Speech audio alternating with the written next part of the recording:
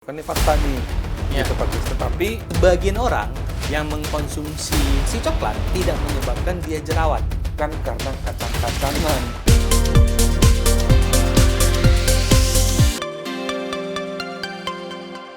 Halo, Dokter Surya. Ya, halo Pak Kris. Ya, kita jumpa lagi ya Ketemu dalam lagi. opini sehat nih. Ya. Kita membahas opini-opini yang ada di masyarakat. Ya. Nah, kali ini kita akan coba membahas kaitannya coklat menyebabkan jerawat. Iya. Nah, ini sebenarnya kalau dari sisi medis atau kesehatan kita sebut ya, ini adalah fakta atau mitos. Oke.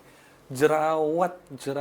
Jadi kalau dikatakan ini fakta atau mitos, salah satu penyebab seseorang jerawatan ya karena terlalu banyak mengkonsumsi coklat. Ya, Nah, jadi kalau lihat dari statement saya tadi, saya bisa menyimpulkan ini fakta nih, Ya. gitu Pak Kris. Tetapi kita perlu tahu sebenarnya komposisi apa sih yang di dalam coklat itu yang bisa membuat seseorang muncul jerawat. ya, Nah, kalau saat ini paradigma masyarakat atau opini di masyarakat yang muncul sekarang karena coklat itu ada kacangnya, Dok. ya. Jadi kita makan karena ada kacangnya, kacang itu kan katanya bisa buat jerawatan. Iya. Nah, ini opini yang salah. Oke. Gitu. Opini yang bisa kita luruskan pada kesempatan yang baik ini adalah coklat yang mengandung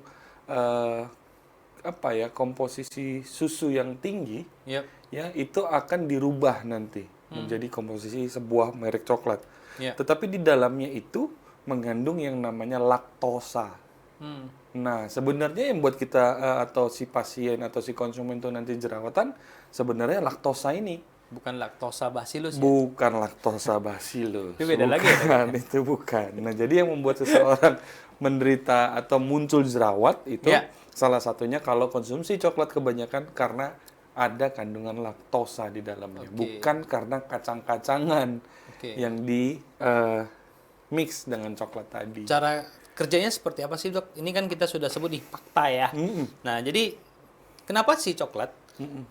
Sebenarnya di dalam coklat ini ada zat apa Oke. yang bisa menyebabkan kulit yang halus ini menjadi ada benjolan-benjolan kecil ya? Oke, sebenarnya gini Pak Kris. Laktosa itu salah satu sebenarnya sama dengan nanti adanya bakteri baik di dalam tubuh kita. Iya. Semangat sekali ya saya ya. Ya, jadi ada bakteri baik di dalam si coklat itu yang Iya. nanti Ya. akan merangsang bergejolaknya hormon dalam tubuh kita. Ya. Nah, sama halnya kalau ada wanita, estrogennya ketika dia sedang akan menstruasi gitu ya, Ya. ini akan bergejolak nih, akan meningkat. Ya, respon dari tubuh kita untuk menguranginya bagaimana? Mengeluarkannya. Dalam bentuk apa? Dalam bentuk jerawat. Oke. Nah, seperti itu. Sama halnya dengan coklat. Coklat dalam laktosa ini akan dicerna oleh tubuh kita. Ya. Dan langsung ditangkap sinyalnya sama tubuh kita. Ya. Oh, ini akan memberi asupan kepada hormon estrogen misalnya. Atau Oke. progesteron misalnya. Ya, dia akan merangsang hormon tersebut semakin meningkat. Ya, ketika dia sudah meningkat, ya tadi respon tubuh untuk menguranginya gimana? Dikeluarin. Oke. Tapi dalam bentuk jerawat. Oke. Seperti itu. Oke, jadi sebenarnya si jerawat ini, Dok, itu kadang-kadang ya maaf katanya kan ada seperti cairan ya, Cairan. putih ataupun kuning Iya, ya. Nah, iya. cairan ini sebenarnya adalah lemak atau protein atau misalnya apa, Dok? Sebenarnya cairan yang di dalam jerawat itu Ya. adalah lemak. Oke. Lemak yang tidak bisa diolah oleh si tubuh kita karena terlalu banyak. Oke. Itulah salah satu respon tubuh tadi. Tapi Muncullah. sebenarnya kan, Dok, kalau kita bahas masalah lemak ya, yang dihasilkan dari coklat, Iya, harusnya kan dia hanya menjadi kita obesitas dong. iya. Kenapa jadi kejerawat gitu ya? Ingat tadi ada faktor dari cara kerja si laktosanya tadi. Oke, yang mempengaruhi hormon ya. Iya, langsung ditangkap oleh sistem tubuh kita. Oh, ini makanannya si hormon ini. Nah, Nah, langsung terespon dia mengeluarkan jerawat. Nah. Beda dengan lemak yang bikin orang obesitas. ada juga saya jumpain banyak orang ya, Dok ya, yang memang penikmat coklat kita Iya. bilang ya. Iya. Tetapi dia tidak mengalami Obesitas. jerawat, Jerawat. bukan obesitas ya. Oh, Oke. Oke. Oke. Tetapi ada sebagian orang, dia makan sedikit saja coklat, udah tuh besok pagi bangun udah ada bintik-bintik merah katanya. Nah, kenapa bisa seperti itu? Oke. itulah perbedaan yang nyata terjadi dari statement Pak Kris beberapa waktu lalu juga. Setiap orang metabolismenya berbeda, gitu kan. Nah, jadi ada juga orang yang memang tahan terhadap hormonnya ini sudah terbiasa dengan Tahan banting ya? bukan, tahan dipukulin, Pak. Oh, bukan. Tapi tahan akan tingginya kadar si hormon tersebut. Oke. Gitu. Ada juga orang yang tanda petik alergi justru. Sensitivitas dia untuk merespon si laktosa tadi terlalu tinggi. Jadi makan sedikit aja coklatnya, besok pagi udah mulai ada keluar tanda-tanda jerawat. Berarti ini ada kaitannya dengan imun tubuh juga ya, Dok? Ya, cairan yang ada di jerawat itu salah satunya lemak yang mulai mengeras. Jadi kalau kita pencet kan keluarnya kayak nanah gitu ya. Nah, sebenarnya coklat secara keseluruhan kita perlu ingat ini adalah gula manis dia gitu ya. Di dalam satu gula 100 gram itu terdapat 500 kilokalori. Oh, bayangin aja. 500 kilokalori kalau masuk ke dalam tubuh kita, ekstra kerja keras tubuh kita untuk mengolahnya menjadi energi. Karena sebenarnya kalau coklat yang baik ya, Dok ya, itu kan adalah pahit. Betul. Sedangkan yang dijual secara komersil manis dan memang kandungan kalorinya kita dibaca di belakang itu sangat tinggi. Tinggi, betul. Jadi kalau coklat mungkin kalau murni, yaitu kalorinya mungkin tidak setinggi seperti yang dijual bebas. Iya. Karena mungkin gulanya yang banyak. Ya. Jadi kayak kalau seperti di kampung saya ya di Balige misalnya. Beda-beda tipis. Beda tipis. Orang-orang itu lebih terhadap cenderung sensitivitas terhadap laktosa itu sangat tinggi, Pak Kris. Gitu. Apalagi tadi kita mengatakan coklat yang dijual bebas sekarang ini kadar kalorinya sangat tinggi. Gitu. Semakin dipaksa tubuh kita untuk mengolah ini menjadi energi, belum lagi misalnya kita habis makan satu batang coklat, habis itu kita makan nasi, makan terus aktivitas kita seharian, maka akan menumpuk gula di situ. Maka tubuh kita akan bekerja ekstra keras. Bekerja ekstra keras tentunya imunitas kita juga akan turun. Nah, itu sebenarnya kaitan antara drop tadi dengan konsumsi. Nah, jadi sebenarnya kalau dari coklat sendiri, ada nggak zat-zat yang misalnya kandungan mineral atau apa yang baik untuk tubuh kita? Di dalam coklat, memang orang hanya mengenalnya gula dan lemak.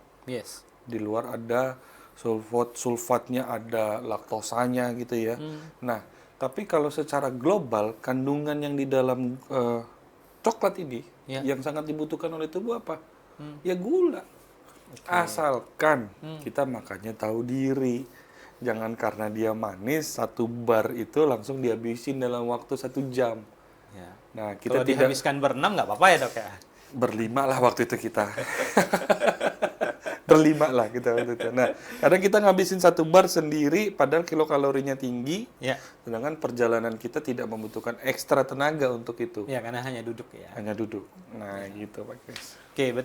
Berarti kesimpulannya coklat ini sangat bisa menyebabkan seseorang menjadi jerawatan plus gemuk dong ya. Obesitas. Betul. Nah, tetapi memang ada sebagian orang yang mengkonsumsi si coklat tidak menyebabkan dia jerawat. Karena tadi ada kaitannya dengan hormon ya, Dok ya. Nah, berarti kalau seperti itu seseorang bisa nggak kalau misalnya hormonnya, misalnya wanita nih lagi maaf katanya menstruasi. Hormonnya kan gelombangnya kan naik turun nih. Nah, konsumsi coklat bisa nggak coklat ini membantu merelaksasi? Bisa ya. Bisa. Jadi memang kalau di penelitian yang pernah saya baca dan itu dilakukan di Kanada.